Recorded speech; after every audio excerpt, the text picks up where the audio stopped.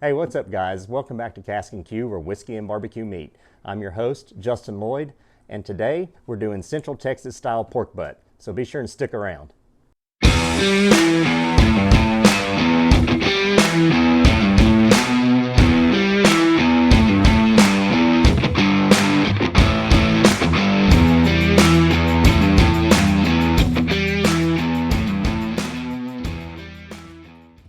Okay folks, so a lot of people don't really know what Central Texas style barbecue is. It's kind of a mix of things. A lot of people will say, well, it's using post oak only, it's using salt and pepper only, or it's using salt, pepper, onion, garlic. I mean, it can be a marriage of different things. I like to say that when you're talking about Central Texas style barbecue, it's usually beef because beef is king in Texas, but today we're doing a pork butt. Aaron Franklin's done it, so I think it's probably okay. And we're just going with a heavy dose of salt and pepper. So we're gonna work to get a good bark on this pork butt, and I'm gonna walk you through that whole process. Today we're cooking on the Blaze Kamado. We're running cherry chunks. Sorry, I don't have any post oak. So we're gonna cook hot and fast today, probably around 275, 300, and then pull it off when it's about 205. So be sure and stick around. Okay everybody, don't have any gloves today. Ran out and forgot to place another order, and it's really cold, so we're gonna bust this pork butt on out of this package here. Whoops. This one weighs just over 6 pounds, about 6 1/4. It's kind of a oddly shaped one. Has that point on the end there. That's all right. It's not gonna matter in the end.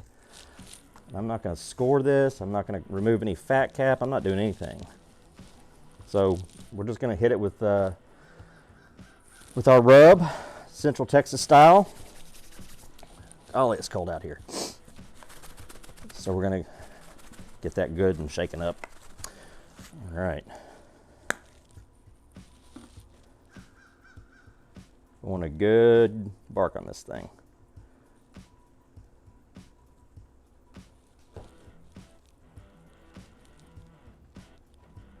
That's pretty.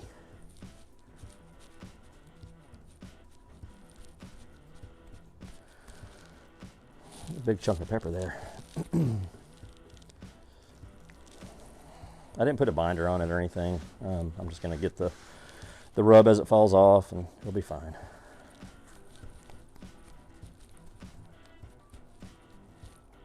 Of course, a lot of people use all kinds of binders. You can use really whatever you want. Mustard is pretty common. Some sort of oil, olive oil. Some people will just use water, and that works as well. It's up to you, really. No rhyme or reason with this stuff. It's barbecue. It's not complicated. Get the sides. Don't be an amateur like me.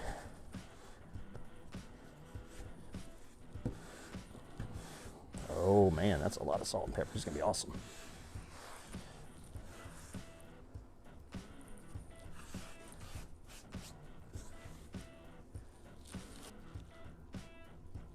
Okay, we're going to cook fat cap down since our heat source is coming from the bottom. And there's some arguments for both methods, whether it's fat cap up or fat cap down. I think science has pretty much debunked the myth that the fat cap renders and penetrates through the entire brisket, or the pork butt, I'm sorry. What it actually does is it melts and kind of, bastes the protein, but it doesn't penetrate.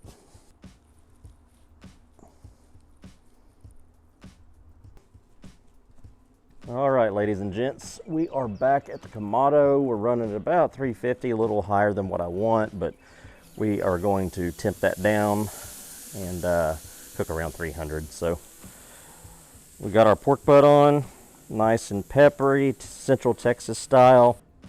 Hey, what's up guys? We're back at the grill.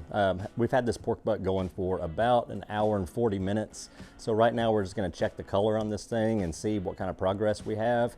And it might be time to spritz it a little bit with some apple cider vinegar and a water mixture. So let's take a look. All right, let's see what we got here. Smells good. So you can see where the pork butt is starting to split. We're starting to get some bark formation that's starting to firm up a little bit. But we have a little bit of dryness right through here, so I'm just going to hit it with this apple cider vinegar spritz.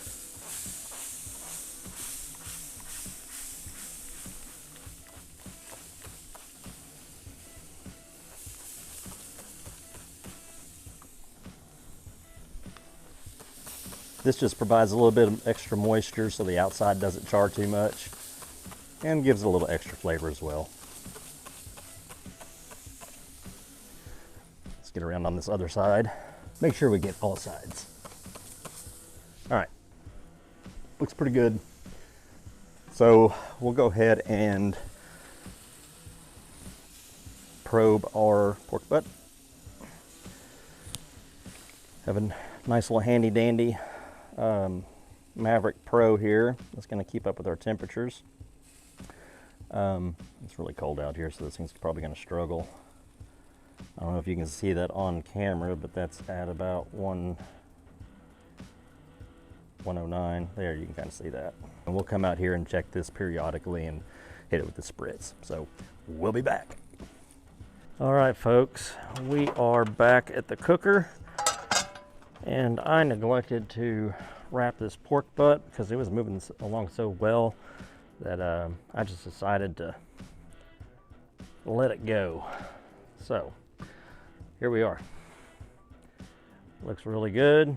Got a nice bark on it, peppery. You can see that red tint to it, mahogany color. Just couldn't be any happier.